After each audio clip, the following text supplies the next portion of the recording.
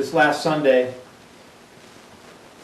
we examined Colossians chapter 1, verse 18, and this rich one verse that explores the idea of what Jesus is to the church.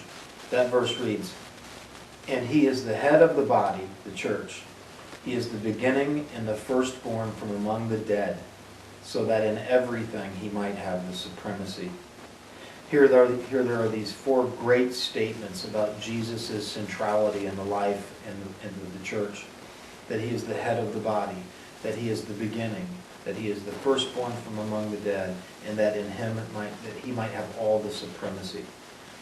Sunday we talked about this idea of Jesus as the head of the church, that it is he who authors and governs and controls. It is he who really is the church as the head of the church, and that he directs us and guides us and prompts us and gives us our marching orders as the church.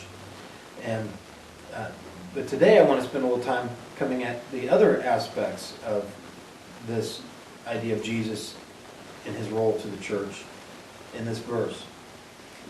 Paul says that Jesus is the beginning and the firstborn from among the dead. So he's the beginning and the firstborn from among the dead. The beginning, Paul says.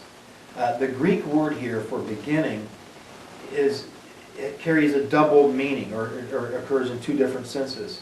It means beginning not only in the sense of time or in the order of things, like for instance, 1 is the first number that begins an increasing succession of numbers, or that A is the first letter in the English alphabet.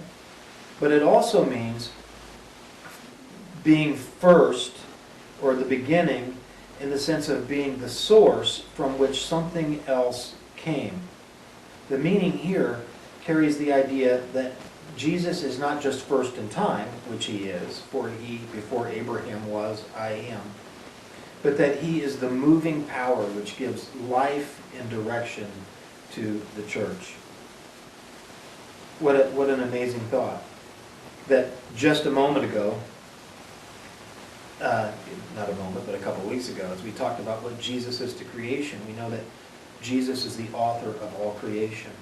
And now here, Paul takes that very same idea and brings it down and focuses it in on the church and says, just as Jesus is the author of all creation, so too is he the author of the new creation, which is the church.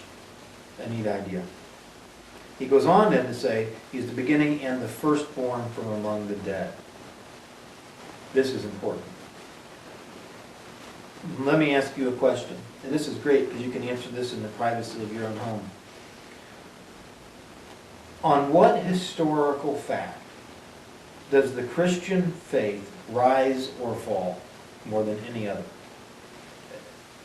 Put differently, what single fact of history is most important to the claims as to whether Jesus, or about whether Christianity is true?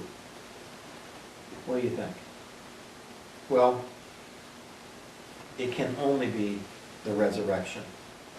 In 1 Corinthians chapter 15, verse 17, Paul, agreeing, said, "And if Christ has not been raised, then what?"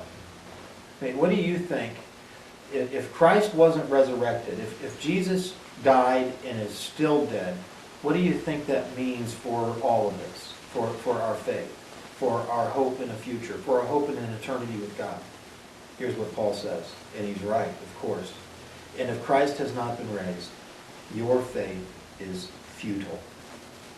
In fact, he goes on in this same passage to say, if he hasn't been resurrected from the dead, not only is your faith futile, but you are to be pitied among all men, because you've wasted your life pursuing a hope that is without hope, because it all hinges upon and depends absolutely on Jesus' resurrection from the dead. And of course, he was. Paul continues in that same chapter, 1 Corinthians chapter 15, and verse 20 with this. "But Christ has indeed been raised from the dead, the first fruits of those who have fallen asleep. For since death came through a man, Adam, the resurrection of the dead also comes through a man, Jesus. For as in Adam all die, so in Christ all will be made alive. All, that is, who trust in and follow Jesus. To the church, Christ is the one and only and indeed the truly sufficient hope for life.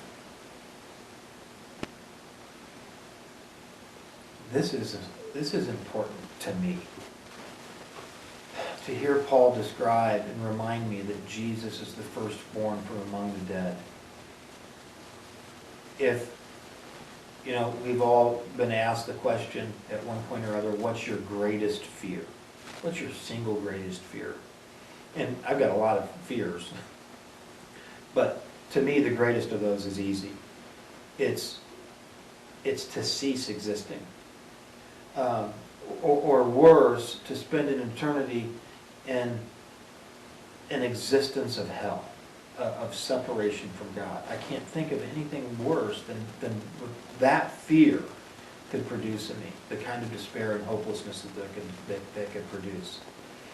And so as I place my faith in Jesus for a full and abundant life now, but even more than that, for a full and abundant life that never ends, to be with Him even past the physical death in this world, I know that my hope in Him depends on the fact of His resurrection. For if He faced death and conquered death and rose from the dead, and then explains to us that He was simply paving the way that we too, even as He rose from the dead, that we might join Him in that resurrection, that is my hope. That is the claim upon which all the rest of my faith depends. And so we should be encouraged that we have Jesus as the head of our church, who's not just some dead example of a good life, but He is the very God of the universe who came and died for us and then rose from the dead and said, I am worthy of your hopes and more. Because even as I conquered death, so can you. Paul concludes this description of what Jesus means to the church with the idea of His supremacy.